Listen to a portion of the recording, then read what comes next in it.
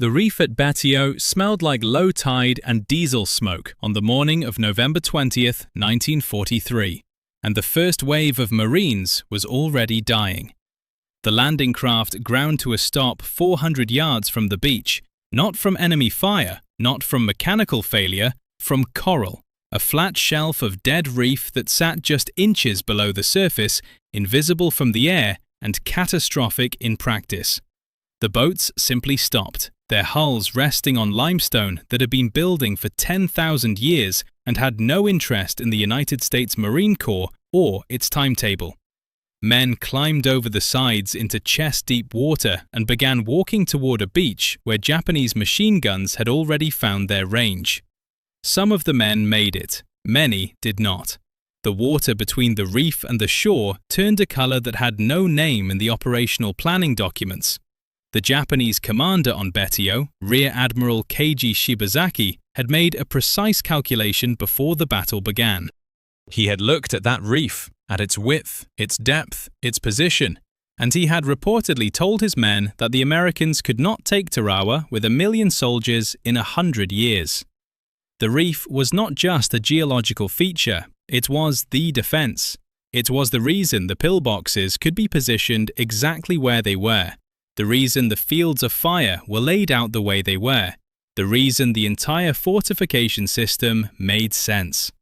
Remove the reef as an obstacle, and the logic of the entire defensive position collapsed.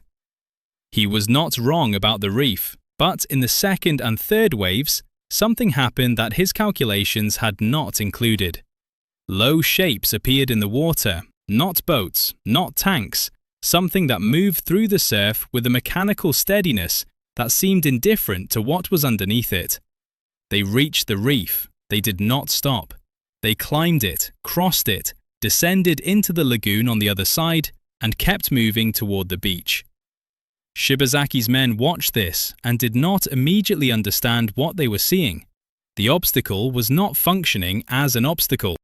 The thing crossing it had been built 8 years earlier in Florida by a young man trying to rescue hurricane survivors from a swamp, and it had never been intended for this moment or this place. What it was, how it came to be there, and why its existence changed the entire logic of amphibious warfare is a story that begins not on a Pacific island, but in the quiet engineering obsession of a man who simply refused to accept that certain terrain was impassable. Part 1. The Machine That Was Never Meant for War. Part 1. The Machine That Was Never Meant for War. Donald Roebling was 26 years old in 1935, and he had a problem that had nothing to do with the Japanese. He was the grandson of John Roebling, the engineer who designed the Brooklyn Bridge, and he had inherited both the family money and the family obsession with engineering problems that other people had declared unsolvable. He lived in Clearwater, Florida, and the problem that occupied him was the Florida Everglades. The Everglades in the 1930s were a rescue nightmare. Hurricanes regularly stranded people in the interior swamps, regions so thick with vegetation, so interlaced with shallow waterways and unstable mud, that no conventional vehicle could reach them and no boat could navigate the shallow water. People died waiting for help that had no mechanical means of arriving. Roebling decided to build a vehicle that could cross anything, not just water, not just land, the boundary between them, the zone of mud and shallow water and tangled vegetation that defeated every existing machine. He called it the Alligator. The machine he built between 1935 and 1937 was tracked, amphibious, and self-propelled. The tracks were not conventional steel tracks, they were wide, Grouser-fitted tracks designed to grip soft material and propel the vehicle through water simultaneously. In water, the Grousers acted as paddles. On land or mud, they acted as treads. The vehicle did not need a propeller, it did not need a flat, hard surface. It could transition from water to land without stopping, without changing anything, without requiring the surface beneath it to support its weight in the conventional sense. Think about that transition for a moment. Every vehicle before it, boat or land vehicle, required the medium beneath it to behave in a specific way. The alligator required nothing of the medium. It imposed itself on the terrain rather than accommodating the terrain. Roebling tested his prototype in the Florida swamps in 1937. It worked. He published photographs and a description in Life magazine in 1937, and the article was read by a Marine Corps officer named Major General Holland M. Smith. Smith was 45 years old, a graduate of the Naval War College, and in 1937 he was deep in the theoretical problem that would define his career. How do you assault a defended beach? The Marine Corps had been wrestling with amphibious assault doctrine since the early 1930s, and the central unsolved problem was always the same. Getting men from ship to shore across a defended beach was, by every conventional analysis, suicidal. The Navy's own studies, drawing on the catastrophe at Gallipoli in 1915, estimated that amphibious assaults against prepared defences would produce casualties so severe as to make the operation strategically counterproductive. Smith read the Life magazine article about the alligator and called Roebling. The conversation between them is not precisely documented, but the outcome is. Smith persuaded Roebling to allow the Marine Corps to test the vehicle. Roebling, who had built the alligator as a rescue vehicle with no military intentions whatsoever, agreed. The Marine Corps tested the alligator in 1938 at Culebra Island, Puerto Rico, the same location where the Corps had been running amphibious exercises since the 1920s. The tests were inconclusive in the sense that the vehicle clearly worked, but the military application was not yet defined. The alligator could cross water and land, yes, but was it a transport, a combat vehicle, a supply carrier? Nobody had yet asked the question that would eventually make it decisive. Nobody had yet asked, what happens if there is a reef? The Marine Corps ordered a modified version from Roebling in 1940. The new vehicle, designated the Landing Vehicle Tracked, the LVT, was larger than the original alligator, could carry 18 combat-loaded Marines, and was powered by a Hercules aircraft engine producing approximately 146 horsepower. It weighed roughly 16,000 pounds unloaded. It was 12 feet wide and 26 feet long. Here is the first critical number. Hold it.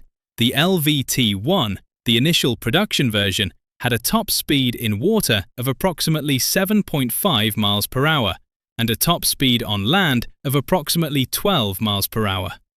These numbers are not impressive. They're not meant to be. The LVT was not fast. It was unstoppable. By late 1942, the Marine Corps had LVTs in the Pacific, but was using them primarily as logistics vehicles, ferrying supplies from ship to shore in the shallow waters around Guadalcanal, where they proved invaluable for crossing the coastal swamps. They were not being used as assault vehicles. Nobody had yet tested them against the defended coral reef under fire. Betio was about to become the test.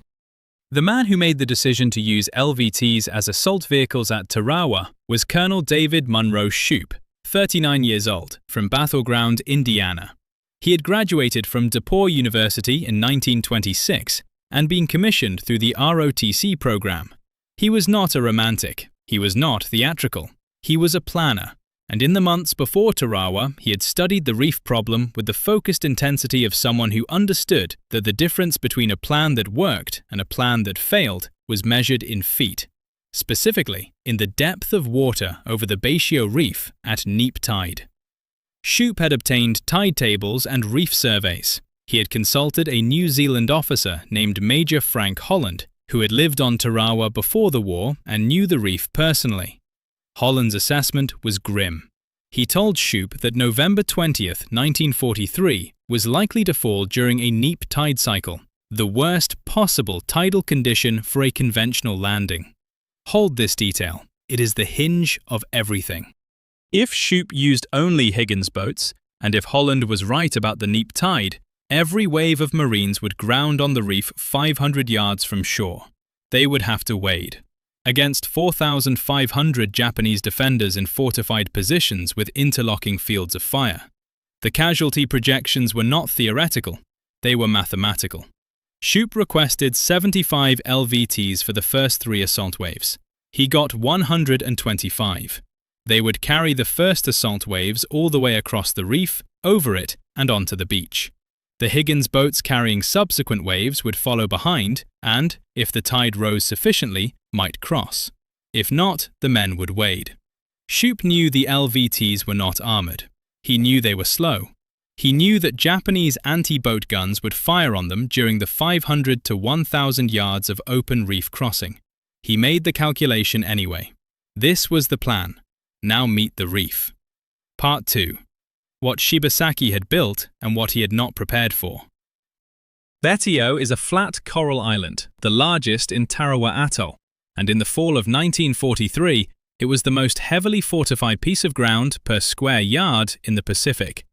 Admiral Shibasaki had 8 months and 4,500 men to work with, and he used them methodically.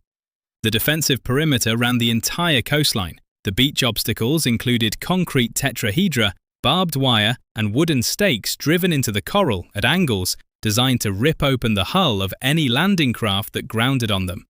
The bunkers were constructed of coral sand, coconut logs up to 500 millimeters in diameter, and in some cases reinforced concrete. The heaviest of them could survive a direct hit from a 5-inch naval shell. Shibasaki had 8-inch coastal defense guns, the same caliber as a heavy cruiser's main battery, positioned to engage ships at long range. He had 14 tanks, Type 95s, each weighing about 7.4 metric tons, with a 37mm main gun.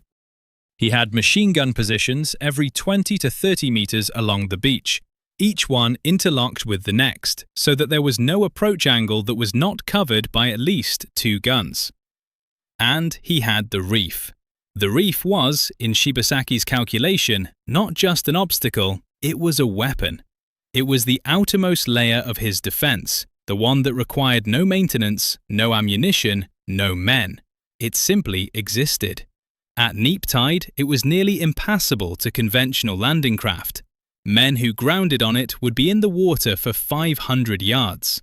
500 yards at a wading pace, perhaps 3 minutes of sustained machine gun fire at a density of targets no Japanese gunner could miss. What Shibasaki had not calculated, what he could not have calculated, because the LVT had never been used in a contested reef crossing, was what happened when the first wave did not stop at the reef. Staff Sergeant William J. Bordelon was 23 years old, from San Antonio, Texas, a combat engineer attached to the 1st Battalion 18th Marines. He had enlisted in the Marine Corps in 1941, 3 days after Pearl Harbor. Before the war, he had worked as a machinist's apprentice. He was in the 2nd Assault Wave on November 20, 1943, in an LVT designated for Red Beach 2 on the northwestern shore of Betio. His LVT crossed the reef. Think about what that means from the Japanese perspective. Shibasaki's gunners had their fire plans. They had their target reference points. They knew where the reef was. They knew that landing craft stopped at the reef. Every defensive calculation, the interlocking fire, the grazing fire across the water, the anti-boat gun positions, had been built around a landing force that would be in the water, wading, for 500 yards. The LVTs did not wade. They drove. The first wave of LVTs hit the reef at approximately 9:09 in the morning. Japanese anti-boat guns, 40mm and 75mm, opened fire. The LVTs were not armoured against these weapons. The hull was thin steel, roughly 6 to 12mm, and some were hit and destroyed before they reached the beach. But the ones that were not hit kept moving. They did not stop at the reef.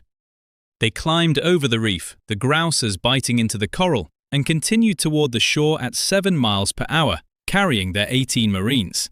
7 miles per hour, that is not fast, but it is infinitely faster than wading. The Japanese machine gunners who had pre-registered their fire on the water surface at the reef line were suddenly engaging targets that had passed their primary kill zone. The LVTs were not in the water. They were on top of the reef, then in the shallow lagoon inside the reef, then on the beach. The fire plans that assumed a 500-yard wade were immediately obsolete. This is the moment Shibasaki's boast broke, not because the Americans were braver, not because the Japanese defenders were less competent, because a machine built for Florida swamps by a man who had never thought about the Pacific had, by a chain of decisions stretching back 8 years, arrived at precisely the tactical problem it was uniquely suited to solve. Bordelon's LVT reached Red Beach 2, and he was among the first men onto the sand. The beach was not safe, it was never safe. Japanese fire from the bunker line was immediate and intense. Bordelon spent the next several hours conducting demolition attacks on Japanese emplacements, destroying at least 4 pillboxes with improvised explosive charges, while wounded twice. He was killed in his 4th attack on a Japanese position, approximately 4 hours after landing. He was posthumously awarded the Medal of Honor. He was 23 years old. The LVTs that crossed the reef in the first 3 waves carried approximately 1,500 Marines onto Betio's beaches. Of the 125 LVTs committed, approximately 90 made it to the beach on the first crossing. 35 were destroyed or disabled, roughly 28% loss rate, mostly by the 40mm and 75mm guns that Shibasaki had positioned to engage landing craft at the reef line. 28%. Stop and count that. But the survivors crossed, and the Marines they carried were on the beach, not in the water. Not wading through 500 yards of machine gun fire. On the beach, fighting. The 4th and subsequent waves, carried in Higgins boats, hit the reef and stopped. Holland had been right. The tide was neap. The Higgins boats grounded at the reef edge with 3 to 4 feet of water between them and the lagoon. The Marines in those waves went over the sides and waded. The machine guns that had been defeated by the LVTs found their targets again. The Marines who waded died in large numbers. The Marines who crossed in LVTs died in large numbers too, but they died on the beach, fighting, not in the water. The distinction is the difference between a battle that could be won and one that could not. By nightfall on November 20th, approximately 1,500 Marines were ashore on Betio. Approximately 1,500 had been killed or wounded in the crossing and on the beach during the first day. That is a casualty rate that, measured against the force committed, is among the highest in American military history for a single day's fighting. And the battle was not close to over. If this investigation is giving you a clearer picture of what the reef at Tarawa actually meant, not the version that survived in the official after-action report, but the version that was lived by the men in those LVTs who could see the coral rising toward them through the water and did not know whether the tread would grip, press the like button. It keeps this kind of history visible a little longer, and it matters. Part 3. The 76 Hours and what the reef revealed about everything. The battle for Betio lasted 76 hours, from the morning of November 20th to the late afternoon of November 23rd, 1943. Approximately 18,000 Marines fought approximately 4,500 Japanese defenders on an island the size of a large city park. The final casualty count, when it was assembled in the days after the battle, was the number that hit Washington like a physical blow. 1,009 Americans killed, 2,101 wounded. Those numbers are from the official Marine Corps history. In 76 hours on 2 square miles of Coral Island, the United States Marine Corps suffered more than 3,100 casualties, roughly 17% of the entire force committed.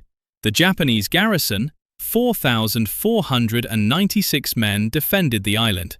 17 survived as prisoners of war. The rest, 4,479 men, were killed. That is a survival rate of less than 0.5%. Hold those numbers together. 1,009 Americans killed, 4,479 Japanese killed. An island 2 miles long. The battle's violence was total in a way that is difficult to convey without the specific texture of how it unfolded, which is why you need to meet one more man. First Lieutenant Alexander Bonnyman Jr. was 33 years old, from Atlanta, Georgia. He had attended Princeton University and had been a copper mining executive in New Mexico before the war. He was older than most of the men around him, and he had voluntarily reduced his rank. He had originally been commissioned as a captain to get into the combat engineers faster. He was in the assault on November 20th with the 18th Marine Regiment. On November 22nd, the third day of the battle, Bonnyman led an assault on a large Japanese bomb-proof shelter, a reinforced coral and concrete structure approximately 20 meters long that was the central defensive position on the eastern end of Betio. The shelter had been under fire for 2 days and had not been reduced. It was holding up the advance of the entire eastern flank. Bonnyman led a team of engineers up the exterior slope of the shelter under direct fire, reached the top, and engaged the Japanese defenders at point-blank range with a flamethrower and demolition charges. He was shot and killed at the moment the position was finally taken. He was posthumously awarded the Medal of Honor. What matters about Bonnyman for this investigation is straightforward. He did not reach that shelter by wading across 500 yards of open water. He reached it because 3 days earlier, an LVT had carried him across a reef that KG Shibasaki had declared impassable. The reef crossing on day 1 was not the victory. It was the precondition for the victory. Without it, Bonnyman never gets to the shelter. The eastern flank never advances. The battle, at minimum, takes longer and costs more. The LVT did not win Tarawa. Men like Bordelon and Bonnyman won Tarawa, and they did it through 3 days of fighting so intense that the island's surface was, by the time it was over, so cratered and scorched that aerial photographs taken afterward showed almost no recognizable vegetation. But the LVT made it possible for those men to fight. Now here is what the reef revealed that Washington had not wanted to confront. The tide tables had been wrong, or rather, the interpretation of the tide tables had been optimistic. The marine planners had known there was a risk of neap tide conditions. They had planned around it with the LVT allocation for the first 3 waves. But the 4th, 5th, and 6th waves, the waves that followed the initial assault and that were supposed to reinforce success, were in Higgins boats. When those waves hit the reef and grounded, the reinforcement collapsed. Men went into the water. They were killed in the water at a rate that, in any post-battle analysis, is impossible to look at without asking whether the commitment of additional LVTs to those later waves would have changed the casualty count. The answer, almost certainly, is yes. There were not enough LVTs. 125 LVTs for an assault of this scale was not enough. The Marine Corps had known this before the battle. Shoup had asked for more and had been constrained by production numbers. In November 1943, the factories producing LVTs were not yet running at the scale the Pacific Campaign required. The reef also exposed the second critical flaw in the Japanese position. The defensive doctrine at Betio was built entirely around the assumption that the reef was impassable. The beach bunkers, the anti-boat gun positions, the machine gun placements, all of them were optimized for engaging men in the water. They were not optimized for engaging men on the beach. There is a difference. A man in the water is a fixed, slow-moving target in an open medium. A man on the beach can run, can take cover, can use the terrain. The Japanese had constructed obstacles and bunkers, assuming they would never have to deal with a large number of Marines on the beach simultaneously, because the reef would kill most of them in the water first.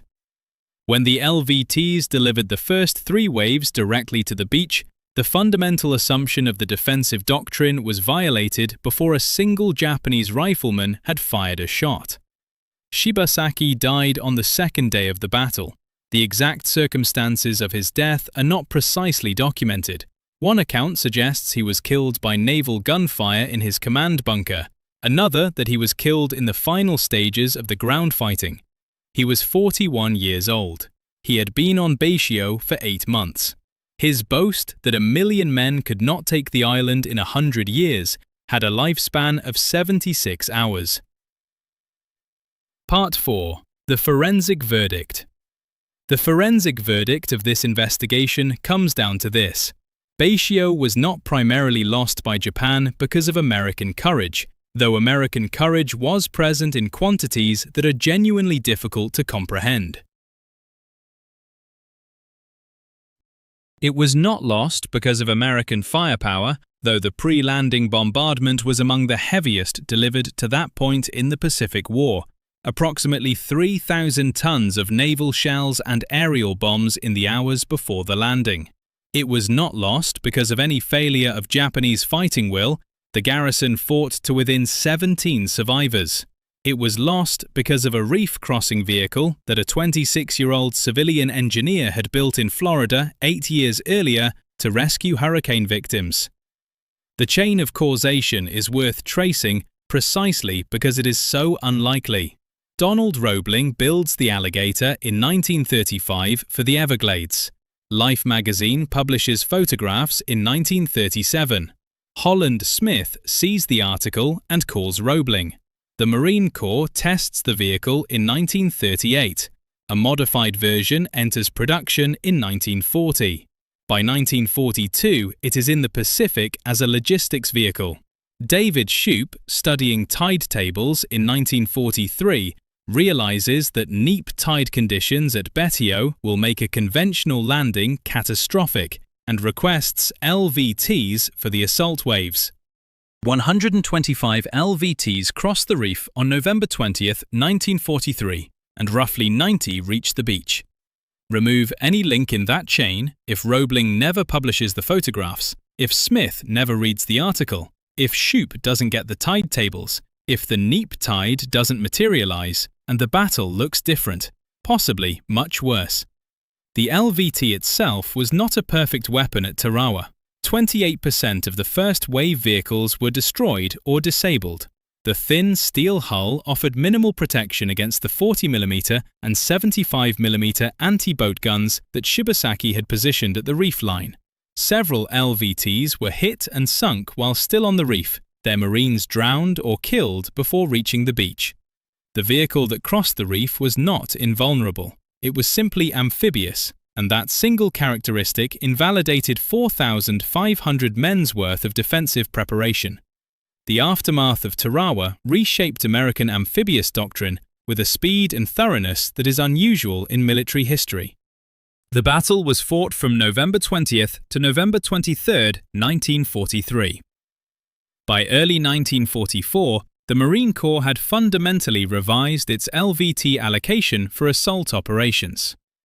The ratio of LVTs to Higgins boats in assault waves was dramatically increased. The LVT-2 and LVT-4, improved versions with better armor and greater cargo capacity, were being produced at rates that made Tarawa's allocation look like a prototype trial. At Kwajalein in February 1944, the Marines committed more than 300 LVTs to the assault. At Saipan in June 1944, more than 700. At Iwo Jima in February 1945, nearly 500. Each of those operations had its own reef problem, its own tidal calculation, its own version of the question Shoup had asked in 1943. Each time, the answer was the same vehicle. The LVT-4, the version used in the later island assaults, weighed approximately 14,000 kilograms loaded, had a rear ramp for vehicle and equipment loading, and could carry 30 combat-loaded troops or a jeep and a trailer. Its armor had been increased to 12 millimeters on the most exposed surfaces. It was still not fast, it was still not invulnerable, it was still simply amphibious.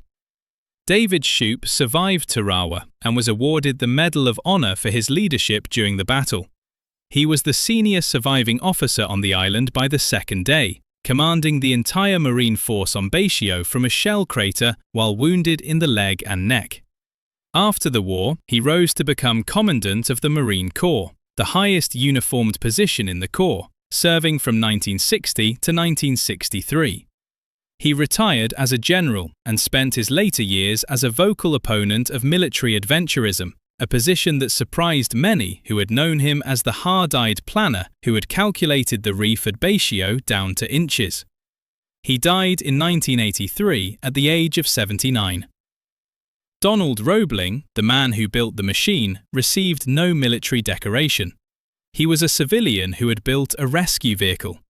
The Marine Corps paid him for the design and manufacturing rights, and he cooperated fully with the production program. He continued to live in Florida. He died in 1959 at the age of 50. He never served in uniform. He never crossed a reef under fire. The men who did cross the reef under fire did so in a vehicle he had designed for an entirely different purpose, in an entirely different world, for reasons that had nothing to do with war. That is the most important fact in this investigation. The men who died on the reef at Bescio, the ones whose LVTs were hit by the 40mm guns, the ones who went over the sides of grounded Higgins boats into the water, the ones who made it to the beach and then died in the bunker fighting over the next 3 days, none of them knew Donald Roebling's name. They knew the vehicle. They called it an Amtrak, short for amphibious tractor. They knew it climbed over the reef when everything else stopped. Some of them knew it was the reason they were on the beach instead of in the water. 1,009 of them are buried in the Pacific. The 17 Japanese survivors were taken prisoner and spent the rest of the war in American captivity. Admiral Shibasaki, who had stood on that reef and made his calculation, was dead by the second day. The reef is still there. Betio is still there, a flat coral island in the Central Pacific, now part of the Republic of Kiribati. The concrete bunkers that survived the battle are still partially standing. The reef flat is still the same distance from the shore. At neap tide, it still has roughly 18 inches of water over it, not enough for a Higgins boat, enough for an Amtrak. November 20th, 1943. Rear Admiral Keiji Shibasaki had been right about almost everything. He had correctly identified the reef as the decisive terrain feature. He had correctly calculated that conventional landing craft could not cross it at neap tide. He had correctly built his entire defensive system around that assumption. His fortifications were real, his men were competent, his mathematics were sound. He had been wrong about one thing. He had assumed that the reef's impassability was a fixed fact, a property of the terrain that would remain constant regardless of what the Americans brought with them. He had not accounted for the possibility that the Americans would bring something that did not need the reef to be passable. 1 million men could not take Tarawa in 100 years. That was the boast. 17 men survived to contradict it. Not American men, his men. 17 out of 4,496. The reef did not stop the Americans, it stopped their boats. The Americans had already thought of that. If this investigation gave you something, the chain from a Florida swamp to a coral reef, from a rescue vehicle to a beach assault, from a civilian engineer who never wore a uniform to 1,009 men who did and did not come home, press the like button. Subscribe if you want the next investigation, and remember this: the most decisive weapons in history are rarely the ones designed to be decisive. They are the ones that someone, somewhere, thought to bring.